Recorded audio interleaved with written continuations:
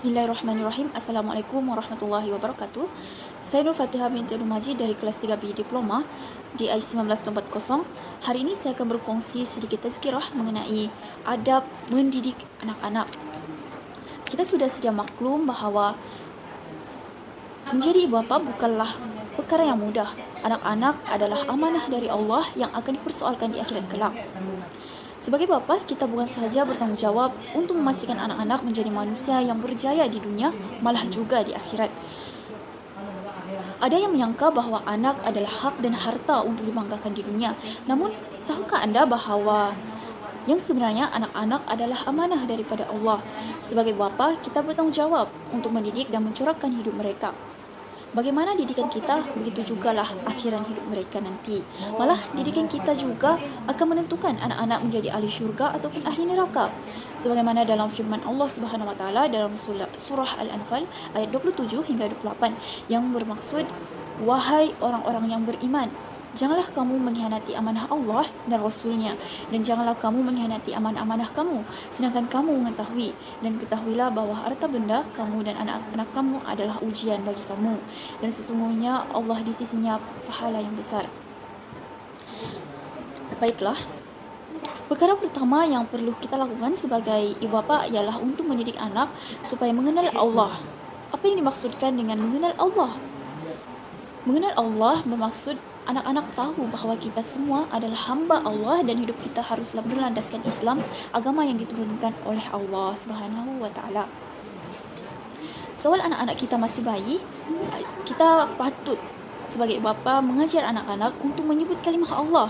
Jadikan kalimah Allah sebagai di antara perkataan pertama yang boleh disebutkan oleh anak-anak selain daripada perkataan ibu dan ayah.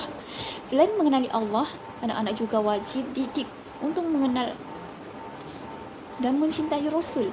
Selalu ceritakan tentang sirah Nabi Muhammad SAW kepada anak-anak agar anak-anak kenal dengan kepribadian mulia Rasul junjungan kita.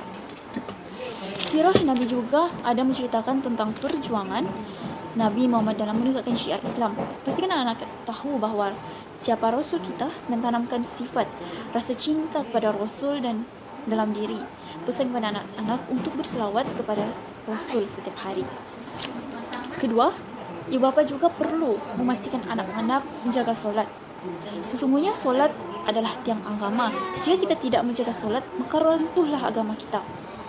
Solat juga merupakan perkara pertama yang akan dihisab semasa di akhirat nanti. Tidak kira banyak manapun ibadat dan kebaikan yang kita lakukan, sekiranya kita tidak menjaga solat, maka semuanya akan menjadi sia-sia. Oleh itu, sebagai bapa adalah menjadi tanggungjawab kita untuk memastikan anak-anak menjaga solat dengan sempurna. Sebagaimana dalam sabda Rasulullah SAW yang diriwayatkan oleh Imam Ahmad, Abu Daud dan Al-Hakim dari Abdullah bin Amr radhiyallahu anhu yang bermaksud, suruhlah anak kamu mengerjakan solat apabila ia telah berumur 7 tahun dan pukullah mereka jika enggan mengerjakan solat sedangkan mereka telah berumur 10 tahun.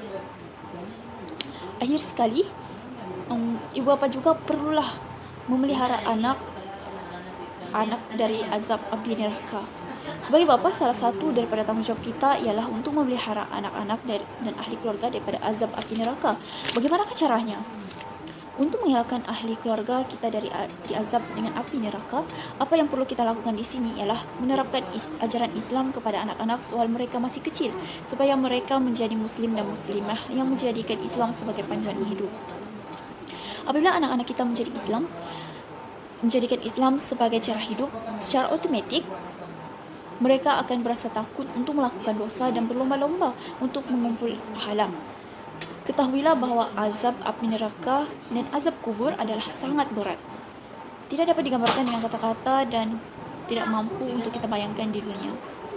Allah berfirman dalam surah At-Tahrim ayat 6 yang bermaksud, wahai orang-orang yang beriman, peliharalah diri kamu dan keluarga kamu dari api neraka yang bahan bakarnya terdiri daripada manusia dan batu. Itu saja sedikit tazkirah mengenai adab mendidik anak-anak. Semoga bermanfaat. Marilah sama-sama kita menadah tangan memohon perlindungan daripada Allah Subhanahu Wa Taala dari wabak penyakit yang kian melanda di seluruh negara. Bismillahirrahmanirrahim. Allahumma inni a'udzubika minal barasi wal jununi wal juzami wa min sayyi'il asqam. Amin amin ya rabbal alamin.